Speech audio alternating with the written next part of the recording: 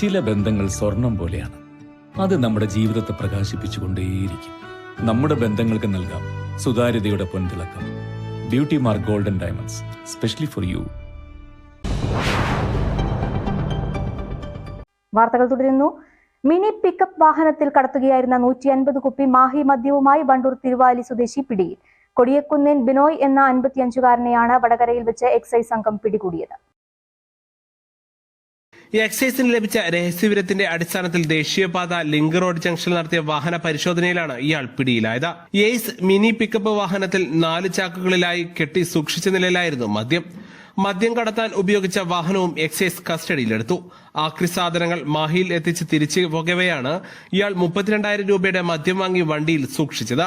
ഇവ നിലമ്പൂരിലെത്തിച്ച് ചെറുകിട കച്ചവടക്കാർക്ക് വിൽപ്പന നടത്താനായിരുന്നുവെന്ന് എക്സൈസ് പറഞ്ഞു. 15,000 രൂപ ഇതിലൂടെ തനിക്ക് ലഭിക്കുമെന്ന് പ്രതി എക്സൈസ് അധികൃതർക്ക് മൊഴി നൽകി. മുൻപ് മദ്യം കടത്തിയ 3 കേസുകളിൽ പ്രതി ജയിൽവാസം അനുഭവിച്ചിട്ടുണ്ട്. വടകര കോടതിയിൽ ഹാജരാക്കിയ പ്രതിയെ റിമാൻഡ് ചെയ്തു. Excise inspector PM Shailesh, assistant excise inspector grade KA Jayarajan, സിഇഒമാരായ MP Vineeth, PV Sandeep, KM Akhil എന്നിവരടങ്ങിയ സംഘമാണ് പരിശോധന നടത്തിയത്. News bureau, Wandoor. 5 വർഷമായി ജീവകാരുണ്യ പ്രവർത്തന രംഗത്ത് മൂത്തേടം പാലാങ്കര ആസ്ഥാനമായി പ്രവർത്തിക്കുന്ന സ്നേഹ കൂട്ടായ്മയുടെ നേതൃത്വത്തിൽ അർഹരായ 2 കുടുംബങ്ങൾക്ക് നിർമ്മിച്ച വീട് കൈമാറി. താഴെ പാലാങ്കരയിലാണ് 2 വീടുകൾ നിർമ്മിച്ചിട്ടുള്ളത്. സുമനസിനുടമയായ ഒരു വ്യക്തി സ്നേഹക്കൂട്ടായ്മയ്ക്ക് നൽകിയ 8 സെന്റ് സ്ഥലം അർഹരായ 2 പേരെ കണ്ടെത്തി 4 സെന്റ് വീതം നൽകി അവിടെയാണ് കൂട്ടായ്മ വീട് നിർമ്മിച്ചു നൽകിയത്. നിരവധി ആളുകൾ സാമ്പത്തികമായും നിർമ്മാണ വസ്തുക്കൾ നൽകിയും പ്രതിഫലം പറ്റാതെ അധ്വാനിച്ചുമാണ് 2 വീടുകളുടെയും നിർമ്മാണം പൂർത്തീകരിച്ചത്. ചടങ്ങിൽ ഗോഡ്ലി വി ജോൺ അധ്യക്ഷനായി.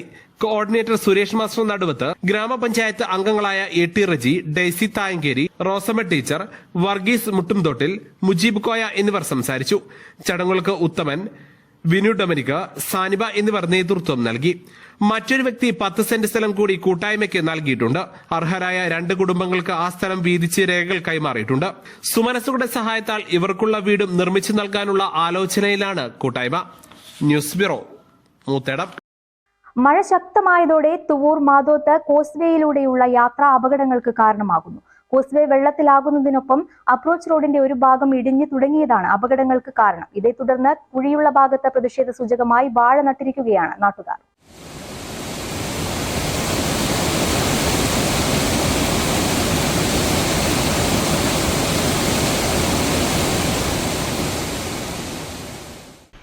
ഒലിപ്പുഴയിൽ ആവശ്യത്തിന് വെള്ളമെത്തിയാൽ തന്നെ മാതോത്ത് കോസ്വേയിലൂടെയുള്ള ഗതാഗതം മുടങ്ങും. ഈ വർഷം മെയ് 25-നും ജൂൺ 22-നും ഇടയിൽ 12 തവണയാണ് ഗതാഗതം മുടങ്ങിയത്. വിദ്യാർത്ഥികൾ ഉൾപ്പെടെ ഇതുമൂലം ദുരിതത്തിലാകും. ഗതാഗത തടസ്സത്തിനു പുറമെ വാഹനാപകടങ്ങൾക്കും കോസ്വേ കാരണമാവുകയാണ്. അപ്രോച്ച് റോഡിന്റെ ഒരു ഭാഗവും ഇതിനോട് ചേർന്ന സംരക്ഷണ ഭിത്തിയും ഇടിഞ്ഞു തുടങ്ങിയിട്ടുണ്ട്. റോഡിനും കോസ്വേക്കും ഇടയിൽ വിടവ് രൂപപ്പെട്ടത് ഇരുചക്ര വാഹനങ്ങൾ ഉൾപ്പെടെ അപകടത്തിൽപ്പെടുന്നതിനും കാരണമാവുന്നു. ഇതേ തുടർന്നാണ് പ്രതിഷേധ സൂചകമായി ഈ വിടവിൽ നാട്ടുകാർ വാഴ നട്ടത്. അക്കരപ്പുറം റോഡാണിത്. സ്കൂൾക്കും മറ്റൊരുപാട് യാത്രക്കാരൊക്കെ ഇപ്പോഴും നിത്യേന ഉപയോഗിക്കുന്ന ഒരു റോഡാണിത്. ഇവിടെ ഈ റോഡ് പൊളിഞ്ഞിട്ടിപ്പോൾ ഒരു 2 മാസത്തോളമായി. ഇതുവരെയും അധികാരികളൊന്നും തിരിഞ്ഞു നോക്കിയിട്ടില്ല. ഇവിടെ അപകടങ്ങളിപ്പോൾ തുടർക്കഥയാണ്.